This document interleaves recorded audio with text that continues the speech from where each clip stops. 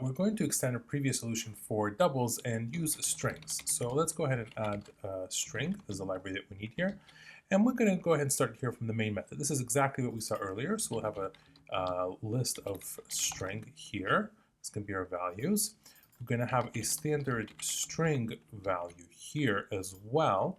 That's what we're going to be parsing. And now it's telling us that the find index of values is not right. So let's go ahead and come in here, standard string. This is our values, and this is going to be our standard string. So this effectively does the find, or if it doesn't find it, so then it's going to give us back a -1. So that all works nice. And let's go ahead and check and make sure that it works as expected. So let's run over here now. And I'll type in some names: Bob, Jim, Greg, Michael, Greg, Jim, Bob, Bob, Bob again, Michael, and then let's do hello.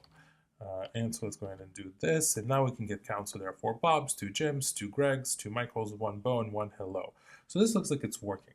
It's great. But we're not quite done, because the exercise actually looks us to find the min and the max value of strings. And that gets to be a little bit interesting. What exactly is a min and a max for strings? So let's play around with this idea. Let's see what we can do. So we'll have standard string min, and we'll have a standard string max. And we'll go ahead and we'll do it like this. We'll make this one be the empty string, and because we're not going to really support them, the empty string like this. And we'll say, so what we're going to do is, as we're reading things in, we're going to do a really quick check over here. If min is equal to the empty string, we'll just go ahead and say that min gets value. And we'll also do the same thing. If max is equal to the empty string, we'll say max is equal to value. And then what we can do, we can try and do the comparison. So we'll do it like this.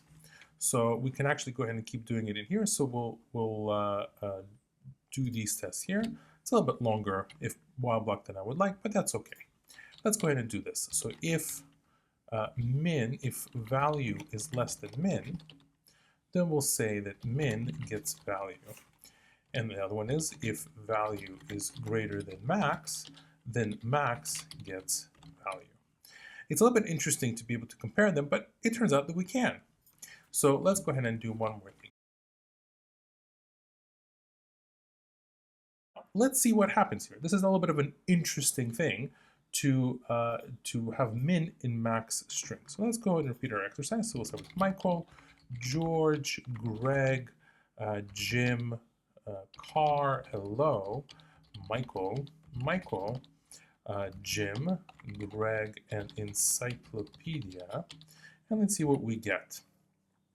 So we get that the min string is encyclopedia. The reason this is the case is because capital letters come before small letters in the ASCII table, and the max string is Michael. And that's because we can see that M is the highest order value that we entered, and that's why we get that. So it looks like this also works, doing this kind of comparison. So the string version of this also works. Okay, we can go ahead and ship it.